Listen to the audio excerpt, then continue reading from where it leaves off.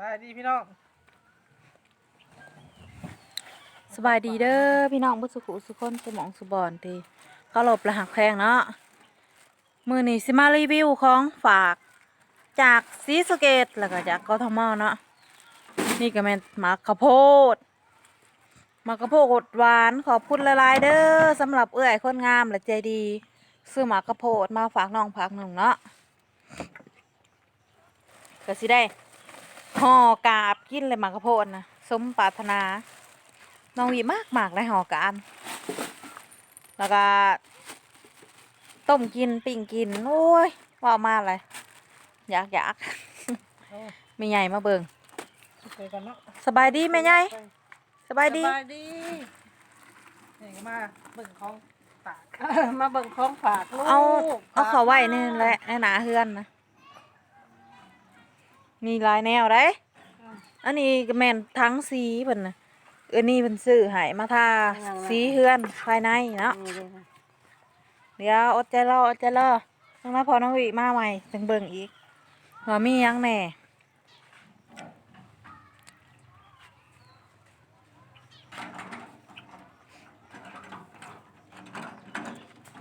อันนี้น่ะเป็นสาด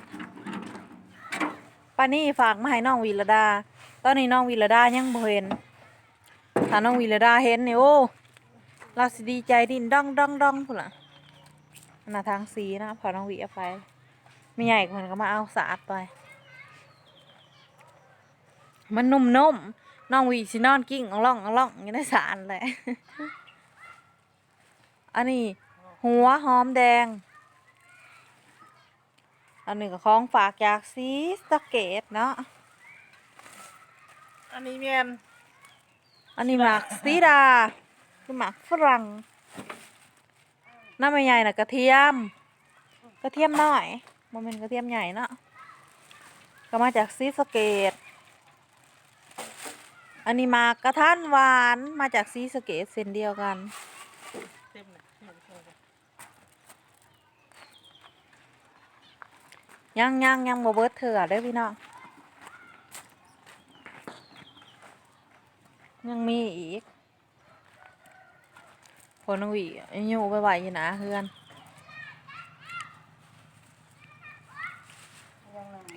มักซีดามันออกกระทงมัน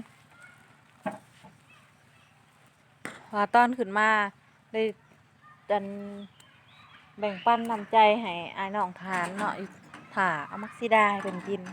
ก็หมักกระโพดมันเลิศปากทงมันละไข่อะไรรุดเอากระโพด3 ถุงตัวนี้ก็เอาให้ไอ้น้องทหารก็เลยปากมันเลยไข่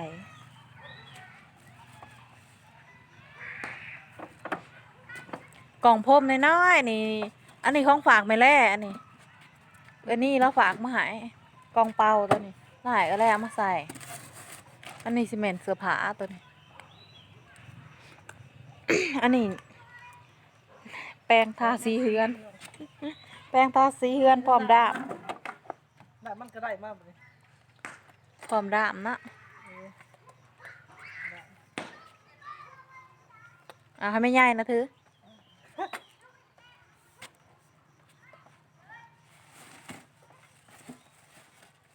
อันนี้เป็นลูกกิ่งลูกกระแจนี่แหละอันนี้เราเอานี่หายบาไว้ตัวนี้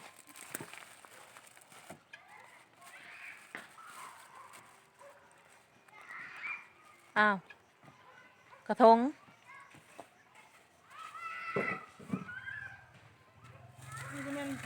อันนี้ขนมเนาะของฝาก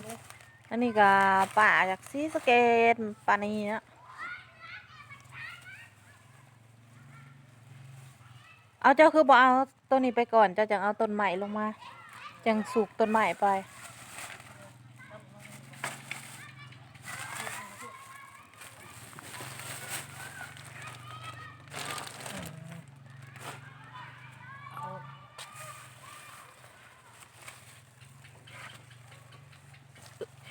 พาพี่น้องขึ้นมาเบิ่งเถอะ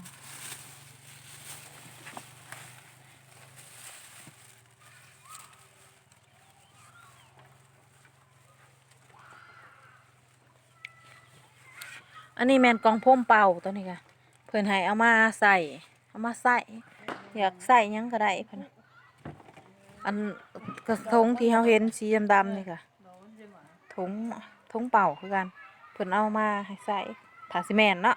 มันเลยยังเปิดเบิ่งตัวนี้ตอนนี้พอน้องหวีมาเอาเบี้ยใหม่แล้วเบี้ยใหม่ฮะเสียไปซ้ำน้ำไปซะก่อนเนาะอันนี้เป็นต้นมากนาวน้ำพอน้องหวีต้นหมากนาวเด้อพี่น้องเสียไปซ้ำน้ำไว้ซะก่อนอันนี้ส้มผู้ มีดอกงามเนาะ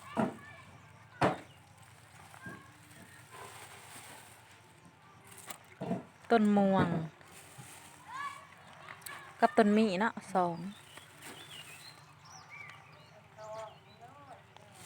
ต้นม่วงอีกอันนี้ค่ะ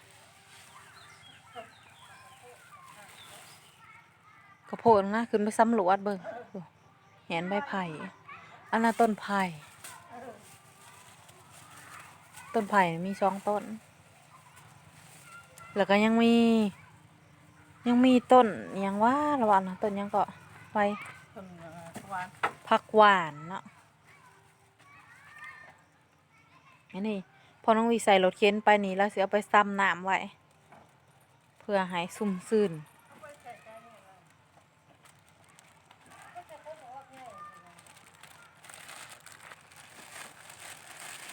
อันนี้เป็นต้นผักหวานเบียร์ผักหวานนั่นใบมันหล่นแล้วเบียร์ผักหวานหลอนล่ะ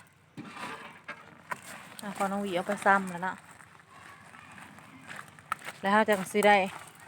มาเปิดเบิ่งในธงดาวเทียมอันนี้ของฝากจากกรุงเทพธงดาวเทียมสละฝาก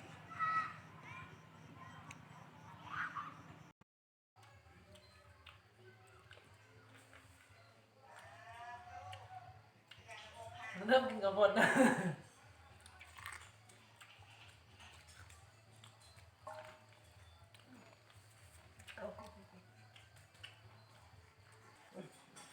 ต้มซุปกันเด้อมันกระโหดโอ้ยแซ่บหวานขอบใจจะได้จนถึงมัดพักเลย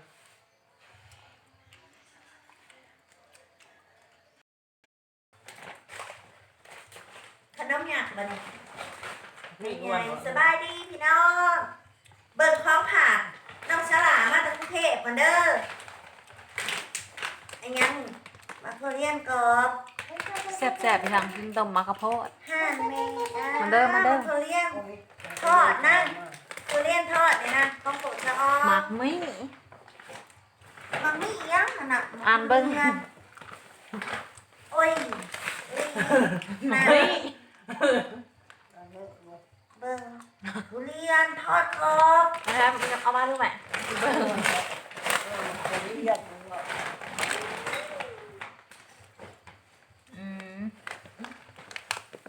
ขนุนทอดกรอบจำหน่ายทุเรียนทอดกรอบนั่นแหละนั่นเรียกว่าหมากมี่เบิ่งแต่ทานตาหมากมี่ ก็คือโรงงานประเทศทั้งหมดเรียนทั้งหมดนี้ ถ้าหลาเคยถามมันกินหมากมี่แต่มีทุเรียนนั้นก็เห็ดนะแต่อันนี้เป็นหมากมี่ ได้นะเอา อันนั้นทุเรียนกวน เออ ขอบใจละลายเด้อเจ้าหลาทุเรียนกวนเชื่อหนาอะไรอะแบ่งมาเป็นหน่วยเด้อ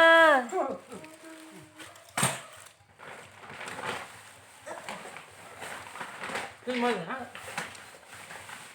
ขึ้นบอกเออ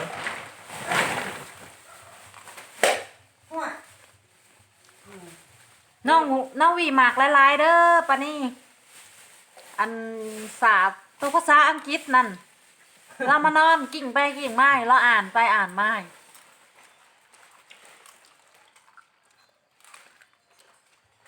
มามา มา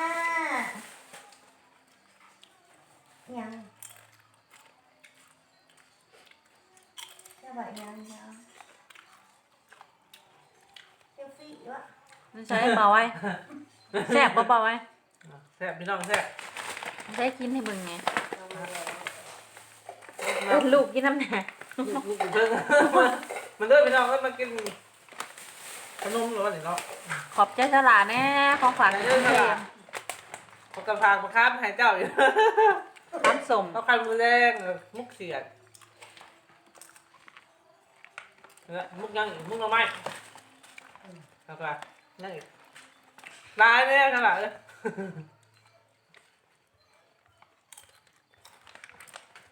ข้าวสารอาหารแห้ง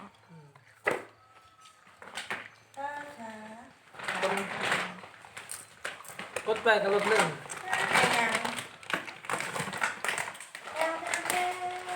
มาอีกแล้วเราที่ไปเลยคือกัน ได้ยังบัด ก็ขาเอาคือกันขนุนอบกับ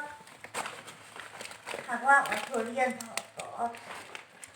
มียายซีนะเราบ่มักมักมี่ได้แม่น้องหวีน่ะมักเด้อพี่น้อง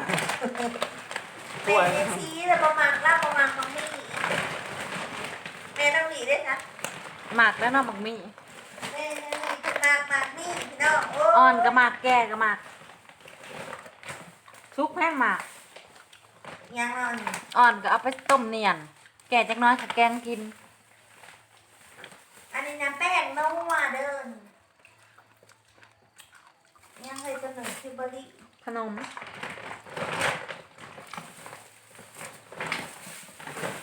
นอะไรเลย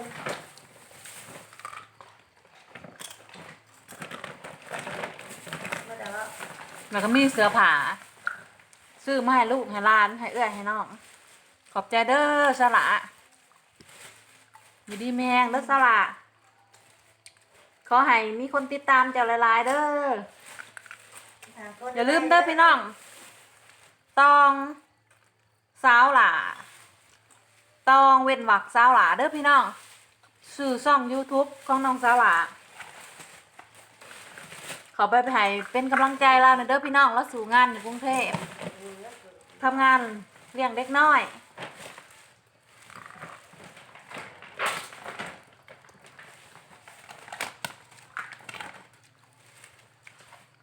ส่ง ส่งให้น้อง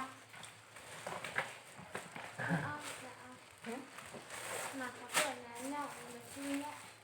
กินเลย เราห้องไม่ได้ฮะอร่อยไม่ได้พี่น้องกินข้าว ขอน้องหวีกินเผาพี่น้อง โอ้ได้เสือกันหนาวโอ้เบียร์พลาดได้หล่ะเอ้ยเมื่อนี้มันทอดเสือกันหนาวคล้องไผ่นี่ล่ะเสือเท่าไหร่ไปแม่ไว้ให้ในเด้อนั่นว่าอ้าว ใช้แม่แร่แม่แร่ได้กระเป๋างาม นั่ง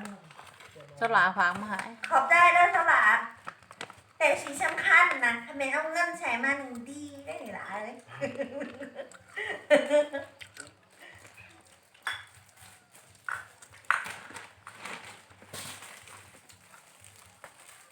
ก็มีหลายอย่างหลายแนวเนาะพี่น้องแล้วก็มีเกิบน้ำเพันซื้อมาใหาย จะพาลูกหลาน ขอบใจละลายเด้อ ตายเลย โอ้ยโทง ในพันจับไว้เด้อสลาเอ้ย อย่าคอยก็เตอดอกเพระว่ มาฮอดนี่ขอจบเพียงสำนี้เด้อพี่น้องฝากกดไลค์กดแชร์ซับสไครต์กดกระดิ่งให้หน่อยเด้อเป็นกำลังใจให้หน่อยเด้อพี่น้องบ๊ายบายบ๊ายบายบ๊ายบายไม่ไง ๆ